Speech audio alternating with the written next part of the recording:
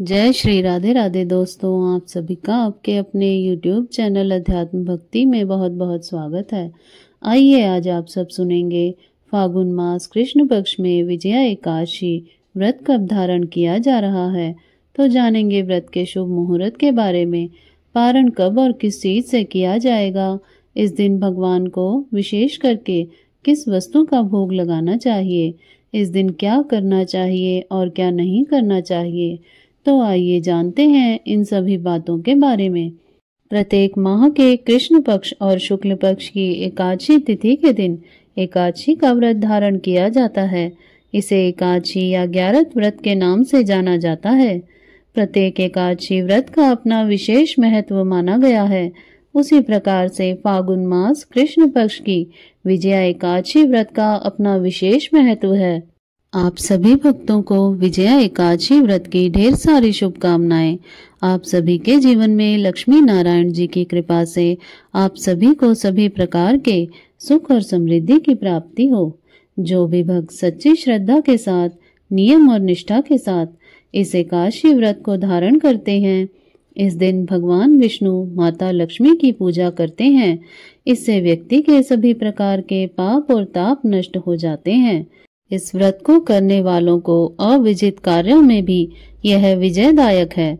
राज दरबार में बैरियों से तथा परीक्षा आदि में सफलता प्राप्त कर धन वैभव लक्ष्मी प्राप्त हेतु यह व्रत अत्यंत उपयोगी है तथा अंत समय में भगवान की कृपा से विष्णु धाम की प्राप्ति होती है। तो आइए जानते हैं विजया एकादशी व्रत के शुभ मुहूर्त पारण समय के बारे में। इसके बाद आप जानेंगे इस दिन भगवान को किस प्रकार से पूजन करें। फागुन मास कृष्ण पक्ष की एकादशी तिथि प्रारंभ समय 23 फरवरी 2025 दिन रविवार दोपहर 1:57 और एकादशी तिथि की जो समाप्ति है वह 24 फरवरी 2025 दिन सोमवार दोपहर 1:46 पर एकादशी तिथि की समाप्ति है। तो हमें शुद्ध रूप से सूर्योदय व्यापनी द्वादशी युक्त एकादशी व्रत के लिए जो समय प्राप्त हो रहा है, तो सभी भक्तजन 24 फरवरी 2025 दिन सोमवार को एकादशी का व्रत धारण करेंगे। 23 फरवरी को दशमी के दिन से ही व्रत के नियमों का पालन करें। 24 फरवरी को व्रत धारण करें और 25 फरवरी को व्रत का पारण किया जाएगा। एकादशी व्रत का पारण हरिवासर समाप्त होने के बाद किया जाता है। हरिवासर का समय द्वादशी तिथि का पहला चौथाई हिस्सा हरिवासर का होता है। तो द्वादशी तिथि की जो समाप्ति है वह 25 फरवरी 2025 दिन मंगलवार को दोपहर 12:48 पर द्वादशी तिथि की समाप्ति है। तो सभी भक्तजन व्रत का पारण 25 फरवरी को सुबह 6:50 से लेकर के सुबह 9:08 तक व्रत का पारण कर लेंगे। विजया एकादशी व्रत का पारण जो कि गौ दधना पारणम यानी के गाय के दूध की दही से इस व्रत का पारण किया जाएगा। यदि यह संभव ना हो पाए तो आप जल या फल या तुलसी दल से व्रत का पारण करें। 24 फरवरी एकादशी तिथि के दिन ब्रह्म मुहूर्त का जो समय है वह समय सुबह 5:11 से सुबह 6:01 तक रहेगा। सूर्य उदय का समय सुबह 6:25 से सूर्यास्त शाम 5:57 पर होगा। 24 फरवरी को राहु काल का समय सुबह 7:52 से सुबह 9:18 तक राहु काल का समय रहेगा और 25 फरवरी को राहु काल का समय दोपहर 3:04 से शाम 4:31 तक राहु काल का समय होगा।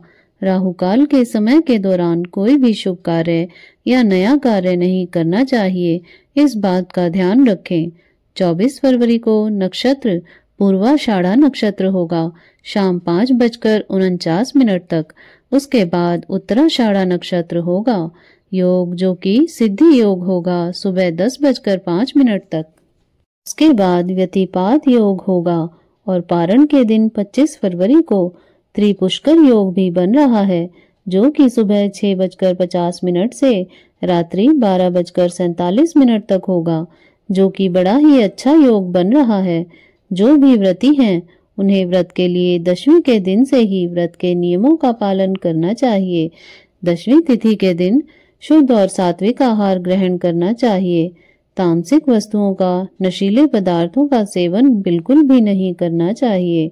और दशमी तिथि के दिन पूजन के उद्देश्य से स्वर्ण, चांदी या तांबे या मिट्टी के घड़े को जल से भरकर उसमें पंच पल्लव रखकर वेदी पर स्थापित करें।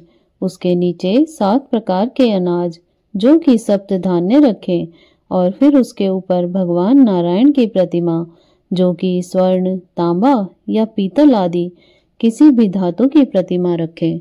और एकादशी तिथि के दिन जो कि सुबह ब्रह्म मुहूर्त में उठ करके नित्य क्रियाओं से निवृत्त हो करके स्नान आदि करके भगवान सूर्य देव को जल प्रदान करें। और फिर व्रती को व्रत का संकल्प लेना चाहिए कि आज मैं फागुन मास कृष्ण पक्ष की विजया एकादशी का व्रत धारण करने जा रही हूँ या करने जा रहा हूँ।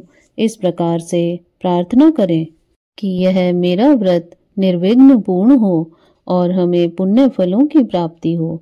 इस प्रकार से भगवान से प्रार्थना करें। और एकादशी तिथि के दिन रात्रि उपवास रहते हुए व्रत को धारण करें।